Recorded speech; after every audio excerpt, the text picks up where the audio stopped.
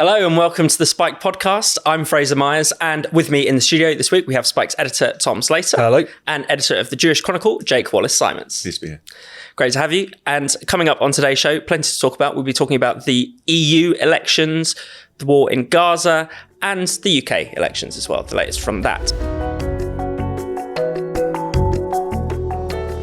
So there's been something of an earthquake in Europe over this past week. The EU elections resulted in a massive surge for populist and right-wing parties, especially in the major EU powers. In France, you had National Rally scoring double the vote share of President Macron's Renaissance, prompting him to call domestic snap elections. In Germany, the Alternative for Germany outpolled all of the governing parties. In Italy, Giorgia Meloni's party came in comfortably first. I mean, Tom, this is just a massive shock to the system, isn't it? Mm-hmm. And I think it's a real blow against the complacency of the EU elites, essentially. They were really convinced that they were able to kind of contain the sort of restive spirit in various different countries, and yet it's come bursting back to the surface. I think the fact that Macron called that election is so fascinating. I think that's surely one of the first times that you've had such direct national domestic political consequences from a European election, which are often seen as something which might give you a bit of a weather vane as to public opinion, but not necessarily being that decisive. And also a real clear picture that whilst it's not uniform across the continent, the fact that in the three main powers of the European Union, France, Germany and Italy, as you say, you have had these right-wing and populist parties of various different kinds, either making significant gains or coming top, is really just a huge rattling of what was presented as the very firm consensus within Brussels, was that we are going to not really look again at policies in relation to national sovereignty or immigration, and this increasing push towards environmental policies and net zero, which were a feature of all of those victories to a greater or lesser extent. So I think we could get into the nature of these parties and what is drawing voters towards them. But I think what's quite clear is that even though there is a bit of a range there, they're united by those issues in particular. I think sovereignty, greenism and questions of immigration. And the EU elites, the more centrist parties, just don't have an answer to any of those questions. That's pretty clear in the backlash to it. Yeah, definitely. Jake, what have you made of it?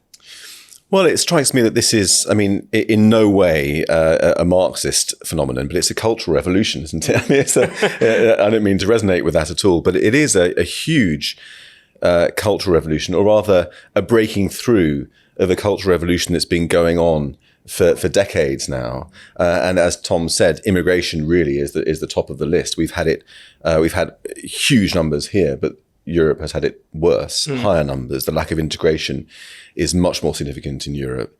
The banlieue of Paris and around the French cities and elsewhere across Europe, Malmo and so on, no-go areas for ordinary people a lot of the time. But I think that what's happening is that you've had two sets of extremes. You've had the far right extremes, the nasty elements in European politics with their populist parties.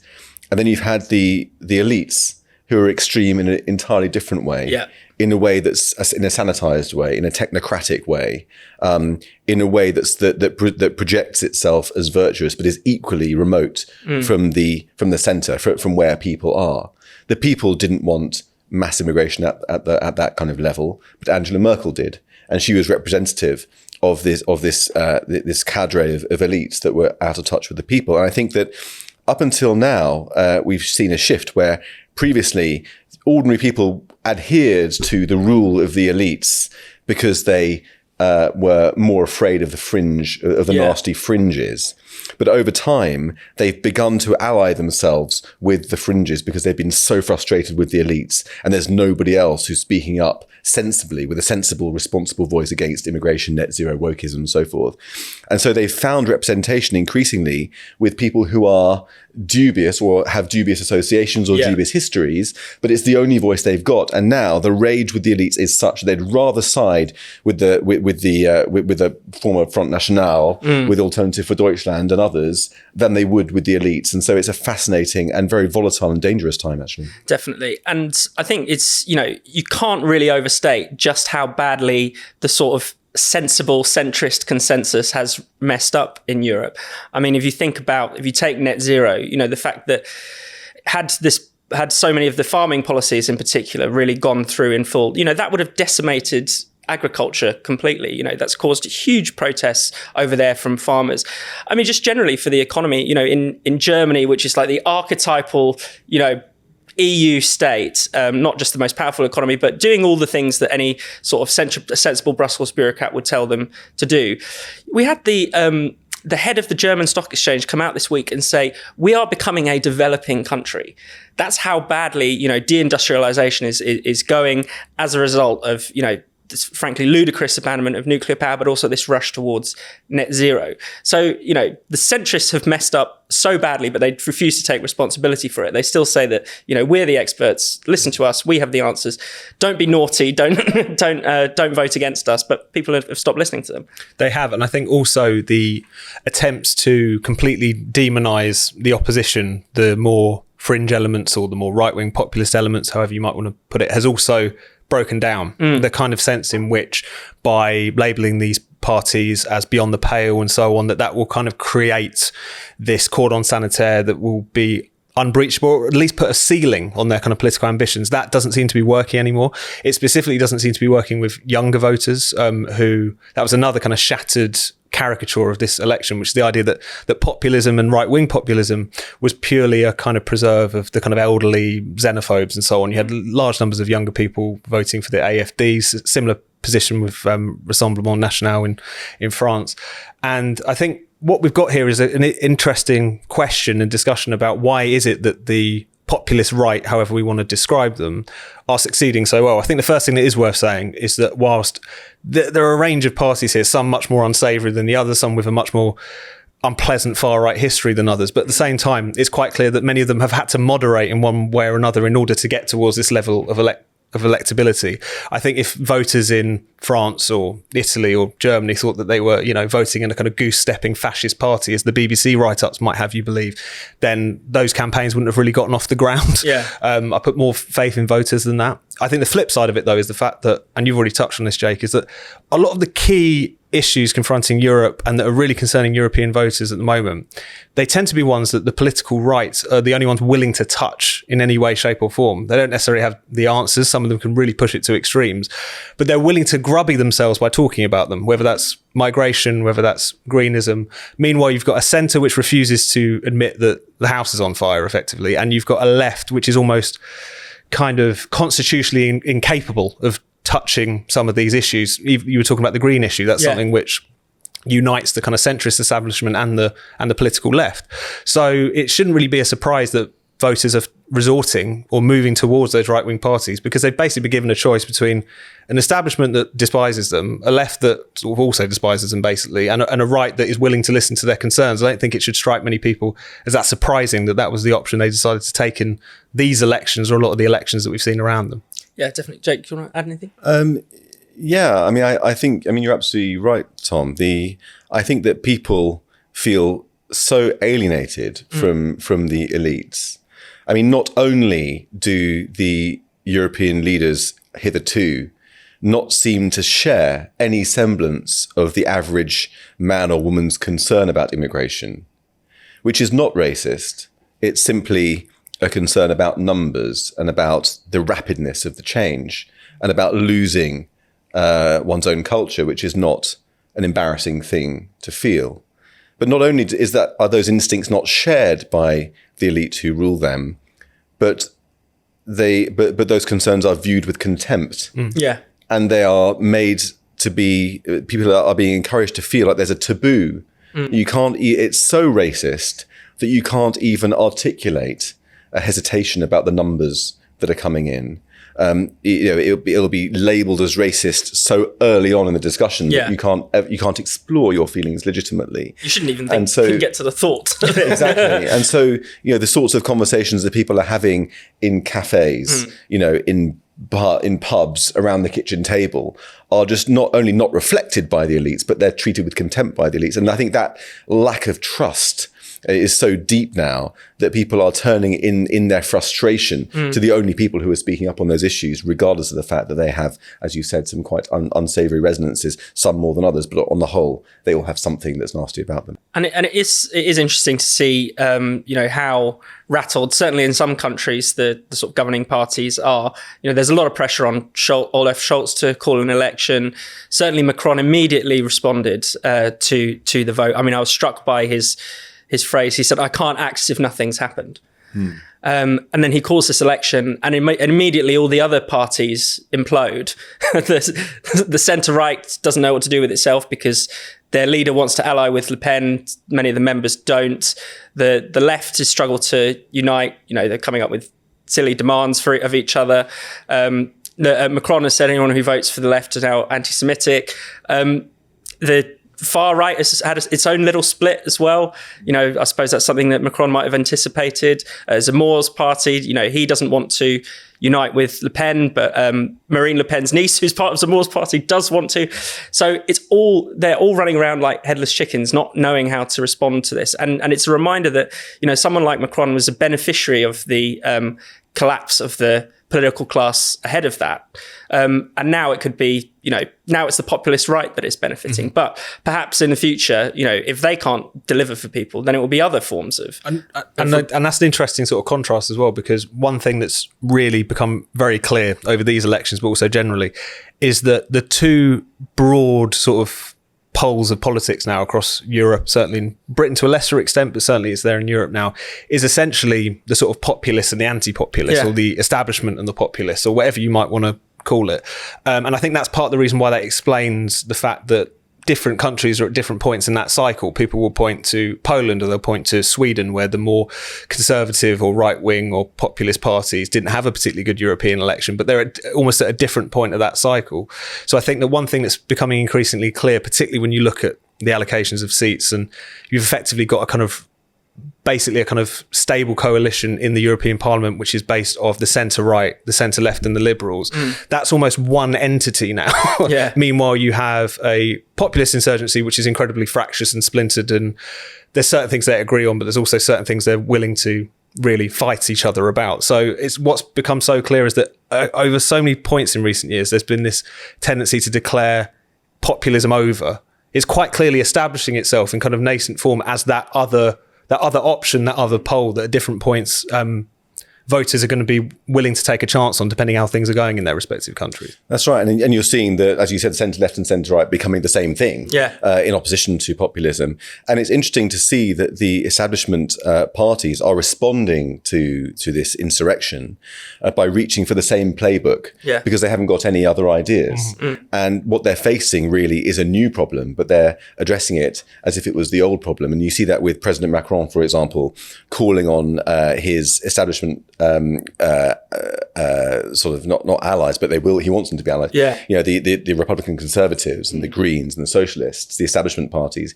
He's calling upon them to form a coalition against the populist right, and that's the playbook that France has rolled out since the Second World War, since the post-war period, in response to fascists and other sort of far right entities that have been threatening French politics. They've always been quelled by a coalition of the mainstream, but now the coalition, the mainstream is not the mainstream anymore. They're representing a vanishingly small percentage of the electorate who are the elites, and the mainstream has become the insurrection. And so that playbook is looking more and more outdated, and the resistance to this populist insurrection is looking more and more fragile and vulnerable. And sooner or later, one feels, maybe not this election, but within the next 5, certainly 10 years, one feels that it's going to be swept away entirely and replaced with an entirely different dynamic.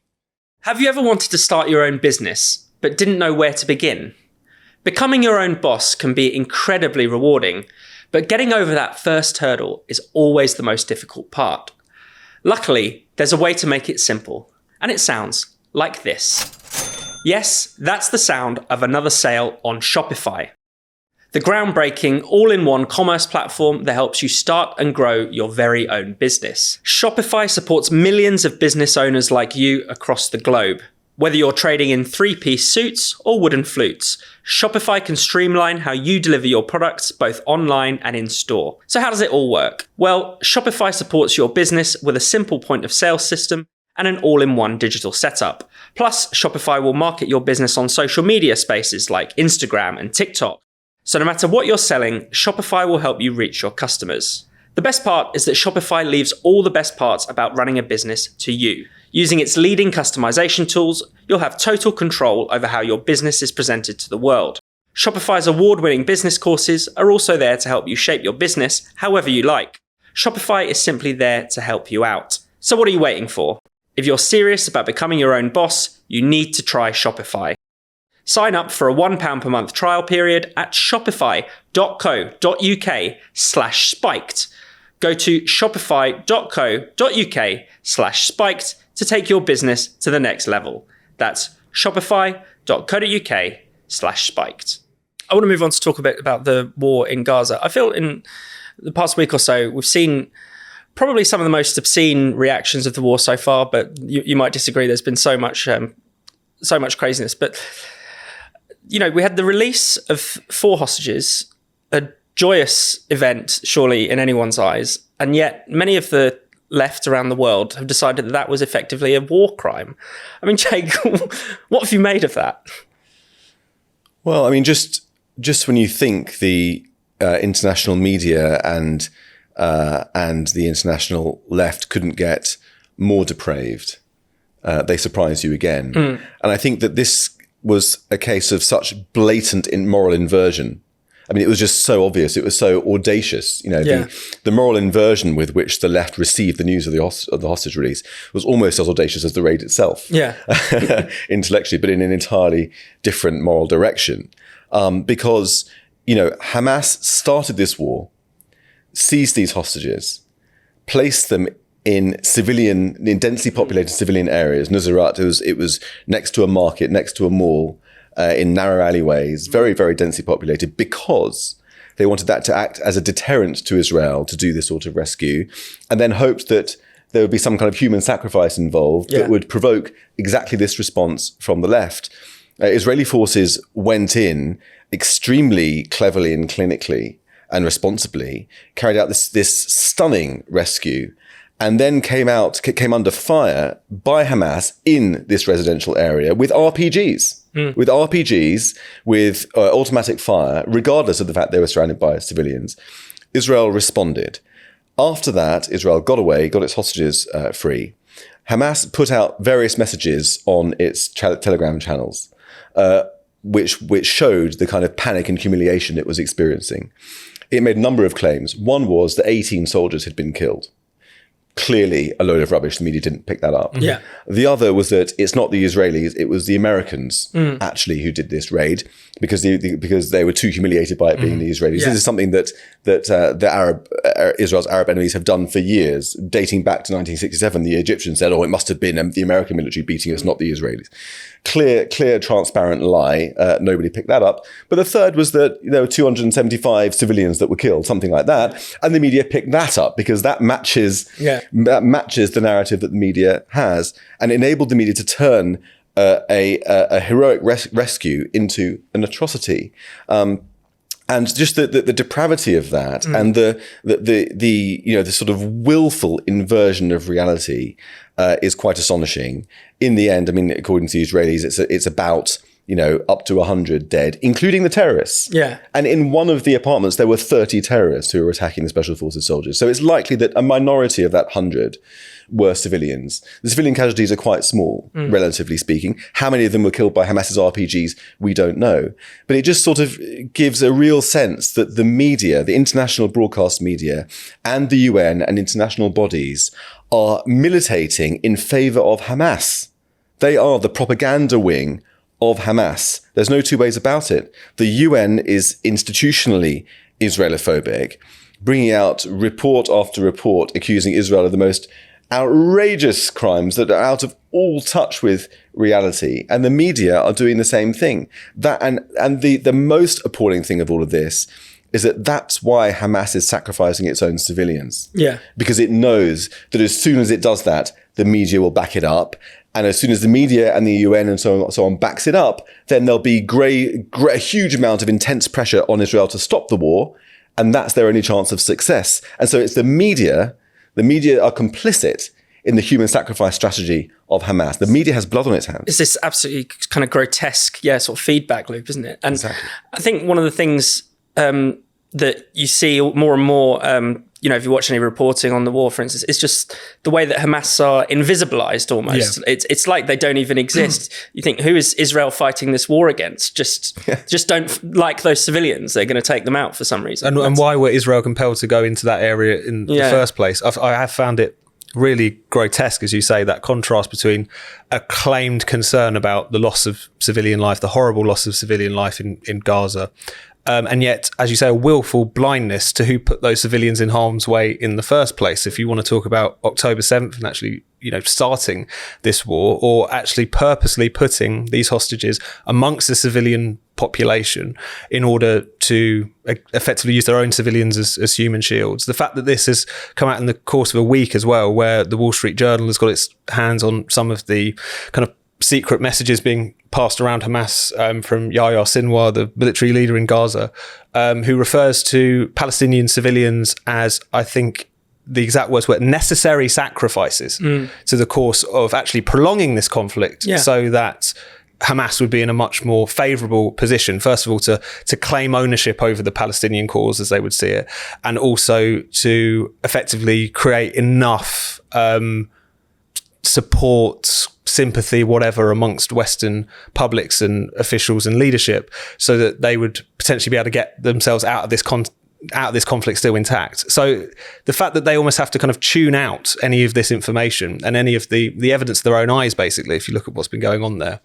It's been a constant feature of this conflict, but nothing seems to shake them out of it, I suppose. And it seems that Hamas has been pushing back on this US brokered ceasefire deal as well. I mean, again, if you go to any march in London, the call is, I suppose, for an Israeli ceasefire. Maybe they don't want Hamas to stop firing on Israel. I mean, what do you make of that, Jake? Well, I mean, you're right. I heard it reported on a BBC bulletin this morning on the Today programme. Hamas officials have said that their counter demands are fully responsible. The Americans have said they're not. I mean, this shouldn't be a he said, she said, who knows what the truth is.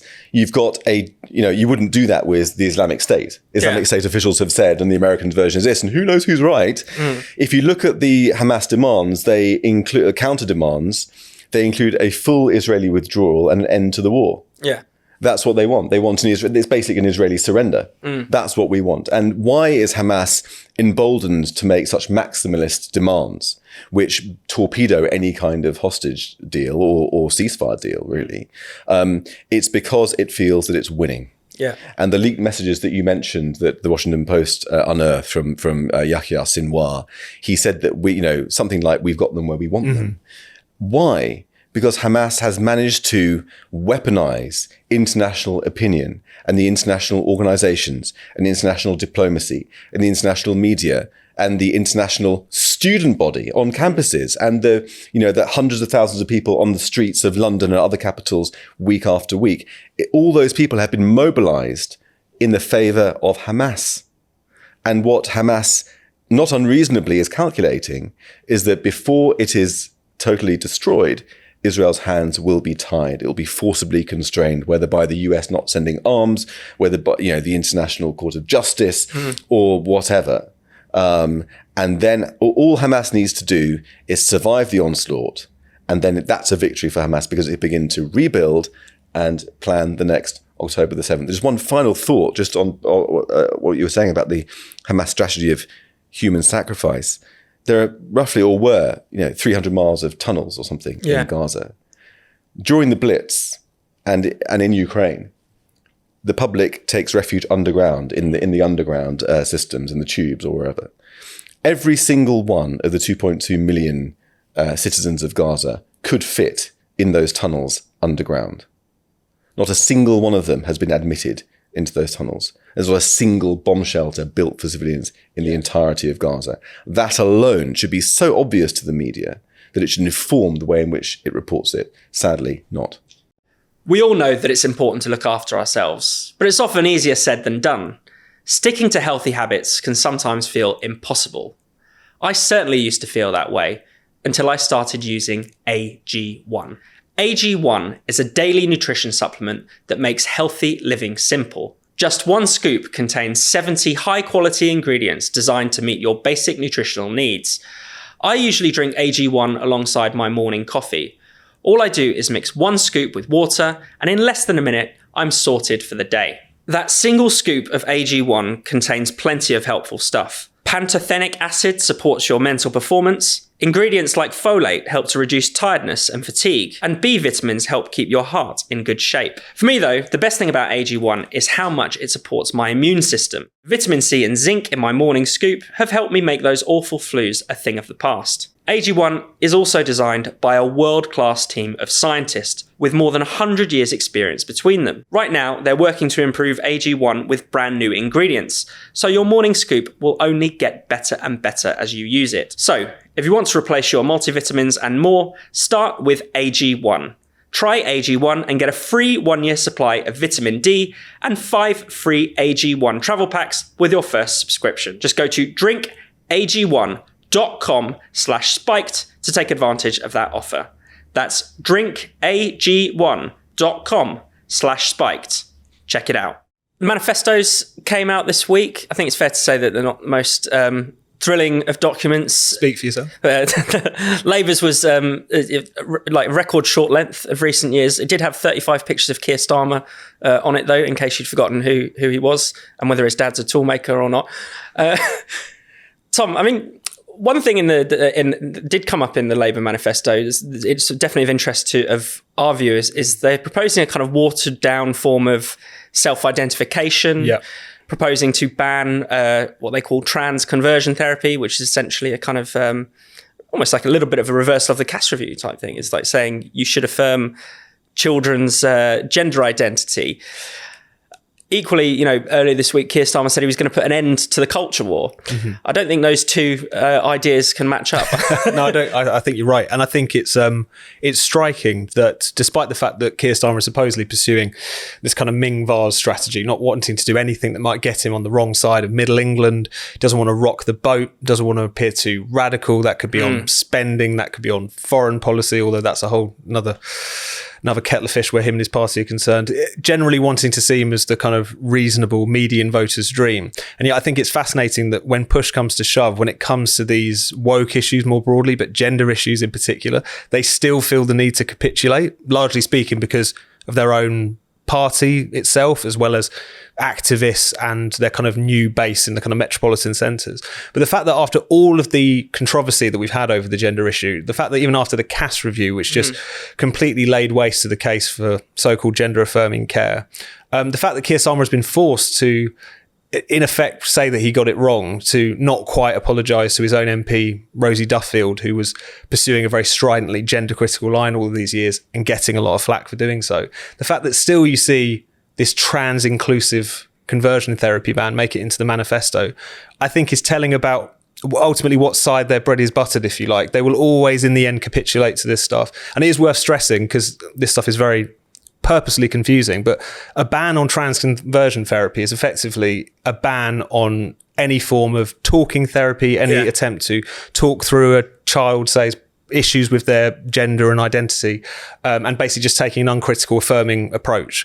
And given the fact that, as we know, the majority of the kids who show up in gender clinics tend to be gay or bisexual, it's kind of a form of gay conversion therapy by the back door when you think about it. So that's really horrendous. And you've then got things like the Race Equality Act, which they've talked about, which again sounds fine on paper, but you dig into it and it's kind of DEI ideology on steroids. I just think it's so interesting that even the kind of centre-left at its most boring, technocratic, vote-chasing mode still has to capitulate to this stuff, although that was a revealing moment for them. Definitely. And Jake, I mean, there was the Sky News battle for number 10 this week. I think it's probably the first time of this campaign that Starmer's been sort of held to his account for his flip-flopping. Certainly there was a revealing moment where he tried to explain his support for Jeremy Corbyn.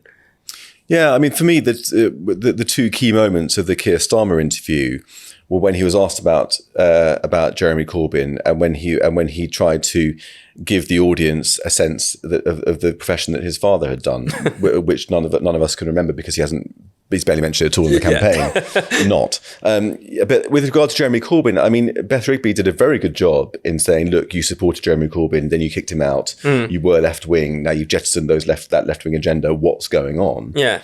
And he came out with some quite extraordinary responses. With regard to Corbyn, he said, well, effectively, I only supported him because I knew he would lose. And I think to any ordinary person, you would think, why would you support somebody who's going to lose? Yeah. I mean, surely you would support someone you think is going to win. That's why you support them. And also, it also tacitly acknowledged that he had the capacity to get behind an agenda that he didn't believe in. Yeah. And if that's the case, now he's switched up his agenda to become more centrist and more pro-growth because he thinks that's going to win the election, and it almost certainly will. How can we believe that he actually believes that? Yeah. And isn't just doing that because he thinks he's going to win. Now, I mean, speaking to Labour people, supporters of Starmer, they make the argument that he supported Corbyn because the party had become so dominated by the hard left that the next leader would need to be elected by the hard left. And so he played along and masqueraded as a hard left figure so that he could then become elected as the next leader and then carry out this massacre of the hard left and come out as who he really is. But the problem is that I think for the public, no one really trusts that we know who he really is because he's changed so much. And it did really seem to be a case of, you know, if you don't like these principles, I have others. Yeah. I mean, he said that when he was explaining about going from left to the centre, he said it was because he decided that he has to put the country before the party. So does that mean that before, for the rest of his political career up until that point, he was putting the party before the country? And if so, that's quite an indictment of his career. And it's quite a Damascene conversion. And how can we trust that it was authentic? And of course, then when I think there's a whole lot else to be said about the moment that he was heckled for saying that his father was a toolmaker, which we can go into if you want to. It led to a very, very loud groan from the audience there. I mean, it's interesting. He also said, that changing to become a sort of centrist was him listening to the people. And you think, well, why didn't you listen to the people after the Brexit referendum? He said, I'm not going to listen to the people. That was his whole shtick. Anyway, I think we should move on quickly to talk a bit about Nigel Farage. This was someone throwing potentially a bit of concrete and rocks at him, thankfully missing him. But Tom, if the sort of stakes been raised a little bit, is there a sort of mood of more, is there potentially more danger for candidates at the moment? Well, that is the concern. And that's why I found it, on the one hand, positive that you had a lot of people from the main political parties come out quite quickly to condemn what was going on, because you don't want to create an environment in which it's sort of open season on politicians or one politician in particular. Because this scumbag who was throwing stuff at Nigel Farage, he might not have been particularly politically motivated. The point is, when you kind of collectively put a target on someone's back, things can happen when people are out and about, even if it's not necessarily organised or orchestrated. So that was positive to see. But at the same time, on the Twitter sphere, in the commentariat more broadly, even on Newsnight, where you had the former Labour mayor of Bristol effectively say it's terrible as a throat clearing exercise, and then saying, but he has created a climate of hate in which it's effectively saying he's brought it on himself. And that's something which really needs to be, that kind of response is what really needs to be condemned in the strongest possible terms, I think, if we don't want this to just become the kind of common coin of political discourse, that if an individual happens to say things you disagree with, that they're fair game in some way, shape or form. But there's just always been an exception where Farage, or certainly people further to his right, are concerned. And I think you just can't operate on that level of hypocrisy. It's going to come back to bite you. And you do just wonder if it had been Ed Davey, Angela Rayner, any individual from the more kind of mainstream, quote unquote mainstream of British politics, we would have been talking about nothing else for days and days and days. There's been a whole soul searching about what has happened to British public life. The absence of that, I think, is very telling, if not kind of quite predictable. Farage would probably been blamed for that as well. No, precisely. The atmosphere of hate. I think that Farage really is an explosive figure in politics, and that was so clear in the leadership debate this week, because Farage obviously wasn't on stage. It was only Sunak and Starmer. But what you saw was an example of single gear personalities, whereby there was one tone from beginning to end.